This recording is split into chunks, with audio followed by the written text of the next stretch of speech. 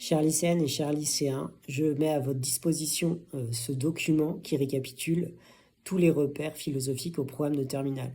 Ils vous seront particulièrement utiles pour traiter les deux exercices en fait type bac, la dissertation et l'explication linéaire.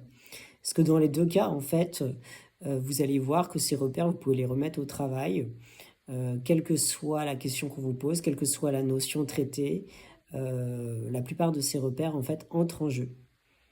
Par exemple, si on vous pose la question peut-on se connaître soi-même? Vous avez le repère de conceptuel, de concept, inconscient, conscient qui entre en jeu. Ah, qu'est-ce que c'est la conscience? Donc ça vous permet en fait de décliner la notion en distinction. De même dans le repère absolu relatif, on peut se connaître relativement par rapport, par exemple, à mon ami, voilà, je suis différence là, je suis plus spontané que lui, j'ose davantage mettre des tenues extravagantes, mais voilà, je me connais en fait en me comparant à quelqu'un, et pas de manière absolue qui sera en fait me connaître moi de manière totalement détachée. D'ailleurs, ça renvoie aussi parfois à des distinctions chez les auteurs.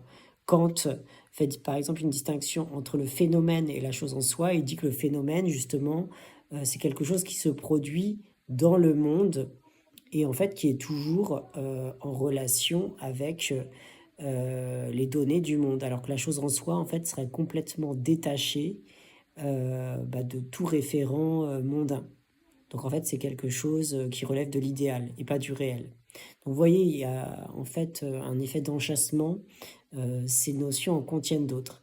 Et c'est comme ça que vous allez pouvoir développer vraiment une pensée philosophique en vous appropriant en fait tous ces repères et en les remettant au travail d'une façon personnelle avec vos propres...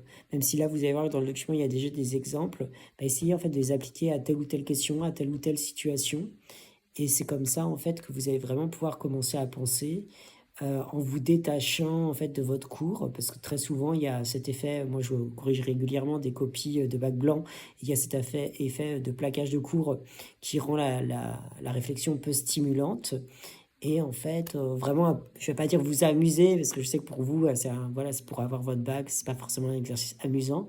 Mais en tout cas, que vous allez pouvoir vraiment commencer à penser de manière autonome.